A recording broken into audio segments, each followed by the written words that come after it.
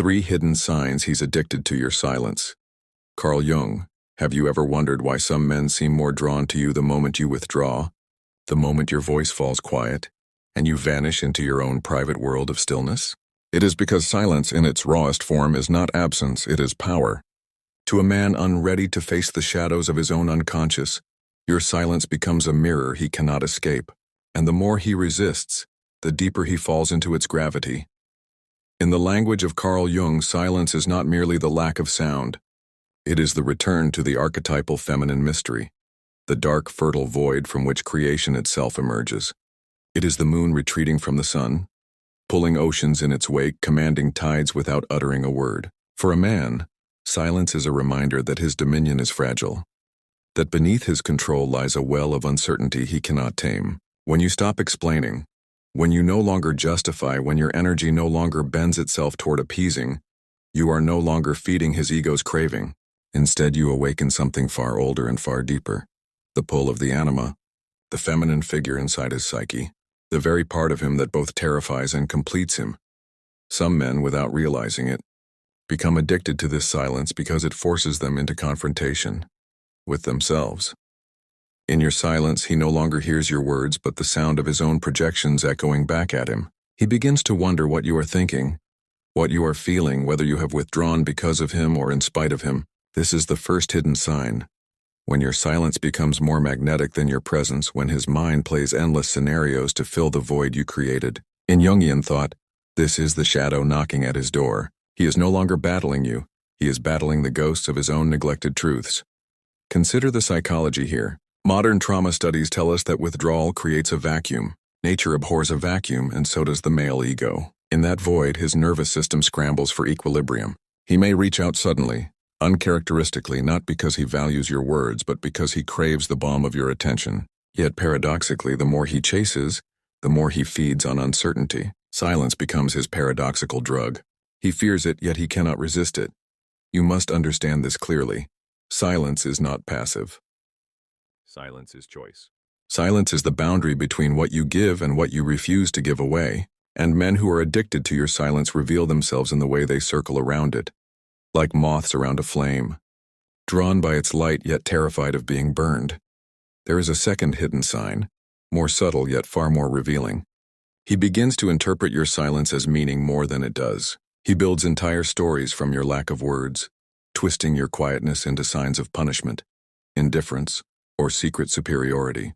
This is projection, the ancient mechanism Jung spoke of. He cast his unspoken insecurities upon you, believing your silence is a verdict when in truth it is a mirror. The silence forces him to feel the weight of his own inadequacies, to confront wounds he has long buried under noise, bravado, and control. You have become his psychological oracle, not by speaking but by refusing to fill the emptiness he cannot endure. The Stoics understood this power well. Seneca wrote that true mastery lies in remaining unmoved by the chaos of others. Marcus Aurelius spoke of retreating into the citadel within, a fortress of mind untouched by external noise. When you embody the citadel, when you sit in silence unmoved, a man who is unbalanced will feel it as both threat and allure. He may not admit it, but he is addicted to the mystery you embody, because it forces him to reckon with the storm inside himself. And yet, there is a third hidden sign. Over time, he begins to behave as though your silence itself is intimacy. He confuses the absence of confrontation with closeness, the lack of your words with agreement, the gap of sound with connection. This is the most dangerous illusion. He believes he understands you simply because you withhold. He mistakes your restraint for surrender. This reveals not only his dependence on your quiet, but also his unconscious desire to dominate the narrative. Jung would say he has fused the image of you with his anima, an idealized figure that obeys, comforts, and reflects his needs rather than seeing you as the sovereign being you truly are. To see these signs requires a sharpened eye and a grounded heart. It requires you to know that silence is not for him, it is for you. It is the place where your worth breathes without interruption, where you pull your power back from the hungry hands of validation. And as you watch him twist, project, or chase in the wake of your silence, remember this. His addiction is not a testament to his strength, but to his unhealed fractures. You, in your silence, become the teacher he never asked for, But whether he learns or whether he simply clings to the echo of your stillness is not your burden to bear. Silence, once tasted, lingers like a fragrance he cannot wash away. It enters the corridors of his unconscious, unsettling what he thought was fixed and secure. The man who is addicted to your silence is not merely drawn to you, he is caught in a psychological loop, circling the mystery that your restraint has created. And yet it is not really you he is circling.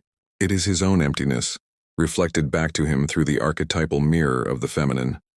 Jung taught that the anima, the inner feminine of a man's psyche, often appears in projection first. A man sees her in you, your eyes, your presence, even your absence, and believes she belongs to you when in truth she has always lived within him. This is why your silence is so potent. It is not personal rejection, it is archetypal awakening. It pulls him closer not by sound, but by echo. In the quiet, his own anima stirs, demanding attention, and because he cannot name her, because he has avoided her, he becomes addicted to the silence that hides her face. But what happens to a man who cannot live without your silence? He begins to oscillate between control and craving. One moment he resents you for retreating. The next he chases you harder because the void feels unbearable. His nervous system registers the withdrawal like the body registers withdrawal from a drug. The absence of sound becomes a trigger, heightening his anxiety, feeding his obsession. He wants your voice only to confirm his place. He wants your words only to soothe his unrest. And when you refuse to give them, when you sit firmly in stillness, he spirals deeper into his shadow. This spiral is where the truth reveals itself. Silence exposes not only his hunger, but also the fractures he has long disguised. For the man who fears abandonment, your silence awakens terror. For the man who thrives on dominance, your silence feels like defiance. For the man who seeks validation, your silence is a wound to his pride. And in each case, he is addicted not to you, but to the unresolved conflict within his own psyche. You have become the catalyst. Your quiet becomes the stage on which his inner drama unfolds. You may notice his behavior shift in strange ways. He may test you with provocations, hoping to stir a reaction because even anger feels safer than silence. He may suddenly shower you with affection, not out of genuine devotion but out of desperation to end the tension. He may attempt to frame your silence as weakness, to belittle the very force that unsettles him. All of this is evidence of his addiction, his restless attempts to escape the discomfort your stillness commands. The Stoics would remind us here, power lies in mastery of the self, not in the conquest of others. When you hold your silence, you practice mastery. You embody Epictetus's wisdom. We have 2 ears and 1 mouth so that we can listen twice as much as we speak. Your restraint is not submission. It is dominion over your energy. It is the refusal to let another's chaos dictate your rhythm. And yet here lies the paradox. Your silence has the capacity to heal, but only if he is willing to face himself in it. If he uses your quiet as a mirror, he may begin to recognize the anima within, to integrate the feminine he has denied. But if he clings only to the addiction, if he seeks silence for the thrill of control or the drama of projection, then he will remain trapped, forever mistaking your absence for intimacy, your restraint for agreement. This is why your awareness matters. You must see the difference between a man who respects silence as sacred space and a man who feeds on silence like a starving wolf. The former grows alongside you, learning to honor the mystery. The latter consumes you without ever seeing you, addicted to what he thinks you withhold rather than what you truly are. Remember this: silence is not a weapon, but a boundary. It is the womb of your power, the place where your essence restores itself. If he cannot approach it with reverence, then his addiction is not love. It is avoidance disguised as longing. And when you stand in that realization, you no longer fear his reaction to your silence. You understand it for what it is, a reflection of his psyche, not a verdict on your worth. The longer silence stretches, the more it reveals. To the man who is unprepared, it is unbearable. To the man who is awakening, it is initiation. Silence is the crucible where masks fall away, where the unconscious rises to the surface like smoke from a hidden fire. And the woman who holds it, unwavering, becomes more than flesh and blood. She becomes symbol, threshold, and mirror of destiny. Jung understood this dynamic intimately. He saw that men often project the anima onto women, casting their hidden desires, fears, and longings onto her as though she carried their unfinished soul. Your silence exposes this projection with ruthless clarity. Without the distraction of words, he cannot confuse you with his fantasy. He is forced to confront the gulf between the woman you truly are and the inner feminine he has neglected to integrate, and it is in that confrontation that his addiction grows. He circles you not because of who you are, but because of what your silence awakens in him, his own unclaimed depths. Consider the weight of this. Modern psychology tells us that silence in relationships often functions as both shield and signal. It is the shield of boundaries, the refusal to be pulled into endless cycles of validation, but it is also a signal, a communication beyond language that says, I will not feed your ego at the expense of my soul. This is why your silence both terrifies and fascinates him. It is communication at the deepest, most archetypal level. His addiction takes many forms. You may notice him reaching for control more aggressively, not because he is strong, but because he is afraid. He may attempt to decode every gesture, every glance, as though your silence hides a code he must crack. He may even romanticize it, calling you mysterious, alluring, untouchable, yet all the while missing the truth. It is not mystery that binds him, but his own unhealed shadow projected into the void. Silence, however, is not cruelty. True silence is not the cold wall of indifference, but the sacred pause of self-possession. It is the reminder that you do not owe your energy to the hunger of another. In Stoic philosophy, this is the essence of freedom, to be unmoved by external demands, to remain sovereign within. When you embrace silence from this ground, it ceases to be a tactic and becomes a way of being. You no longer seek to manipulate his reaction. You simply refuse to abandon yourself. Yet addiction to your silence often exposes the fragility of his ego. The man who depends on your words to feel alive will crumble when they are withdrawn. His sense of control falters, his certainty collapses. He cannot stand the thought that you might exist beyond his grasp, that your inner world is not accessible to him on demand. In Jungian language, he is being confronted by the reality of the self, the larger, untamed psyche that no ego can fully contain. And instead of embracing the call to grow, he clings tighter to the illusion that your silence belongs to him. But here is the secret. Silence teaches you as much as it teaches him. In the absence of speaking, you begin to hear your own soul more clearly. You notice the difference between the pull of compassion and the weight of obligation. You learn when silence is healing and when silence is suffocating. You discover that the most powerful woman is not the one who persuades a man with her voice, but the one who does not abandon herself when met with his projections. Do you see the pattern? His addiction to your silence is not a compliment. It is a revelation. It shows you where he has yet to grow, where his inner feminine still cries for recognition. It shows you whether he can rise to meet you in wholeness or whether he will remain trapped, circling your stillness like a moth around flame. And you, standing at the center of this dynamic, must decide. Will you allow your silence to become his drug, or will you hold it as your sanctuary, a place that protects your worth? Because silence is not his possession, it is your inheritance. It is the throne upon which the empowered feminine sits, unshaken, unmoved, unclaimed. There comes a point when silence no longer belongs to the realm of strategy, but to the realm of truth. For the woman who has awakened, silence is not withdrawal born of fear or manipulation. It is presence without performance. It is the unshakable stillness of one who has stepped out of the cycle of proving, pleasing, and explaining. And it is this stillness that unsettles him most, because it represents a reality he cannot control, that your essence does not orbit his need. In Jungian terms, this is the moment when individuation takes form.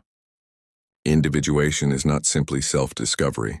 It is the birth of wholeness, the integration of shadow and light, anima and animus, the union of what was once split. When you embrace silence, you refuse to feed his projections. You no longer participate in the unconscious game where he casts you as muse, mother, or mirror. Instead, you stand as self, whole, sovereign, untamed. And to the man who has not yet embarked on his own path of individuation, this is both intoxicating and terrifying. He becomes addicted because he mistakes your silence for a doorway to completion, when in truth it is his own soul calling him home. Notice the paradox. The more silent you become, the louder his restlessness grows. He cannot sit with what arises in the quiet, because it is there he meets his deepest fears. Fear of abandonment, fear of insignificance, fear that he is unworthy of love unless it is constantly spoken, constantly reaffirmed. Your silence becomes the stage upon which his hidden wounds play themselves out. And because he cannot soothe them within himself, he returns to you again and again seeking relief. This is not devotion, it is dependency. But in that dependency lies a hidden opportunity. Silence, like a mirror, offers him a chance to face the anima, to reconcile with the parts of himself he has long exiled. If he is brave, he will stop chasing your silence as though it were his lifeline, and instead turn inward asking, "Why do I need her sound to feel alive? What am I running from in the quiet?" Such questions lead to growth, to maturity, to true connection. But if he refuses this path, if he clings only to the comfort of his projections, then he will remain bound, addicted not to you, but to the illusions your silence awakens. And you, what does silence teach you? It teaches you that your voice is precious, not to be wasted on ears that cannot hear. It teaches you that stillness is not emptiness, but strength. It teaches you that you do not need to perform availability to be valued. When you rest in silence, you rediscover the rhythm of your own being, untainted by external demand. You begin to realize that you are not responsible for the storms his shadow unleashes when faced with your restraint. His addiction is his mirror, not your burden. Here, Stoic wisdom converges with Jungian depth. Marcus Aurelius wrote, "Nowhere you can go is more peaceful, more free of interruptions than your own soul." This is the essence of your silence. It is not a wall to keep love out. It is a sanctuary to keep your essence intact. And in holding it, you show him something he cannot yet hold for himself. The possibility of inner stillness, of power without noise. And so the question arises, when a man is addicted to your silence, what do? You do not break the silence to soothe his unrest. You do not explain yourself into exhaustion. You do not surrender your sovereignty to end his discomfort. Instead, you remain. You hold the quiet like a torch, burning away illusion. You let his projections rise and fall, knowing they are not yours to carry. You remember that the one who is truly ready will not be addicted to your silence. He will respect it, even enter it with you, unafraid of the truths it reveals. This is the final unveiling. Silence is not the absence of love, but the presence of self-worth. It is the ground upon which true connection must be built. If he cannot meet you there, then his addiction is not intimacy, it is avoidance. And you, awakened and whole, do not chase avoidance. You choose wholeness. The woman who knows her worth doesn't chase, she chooses.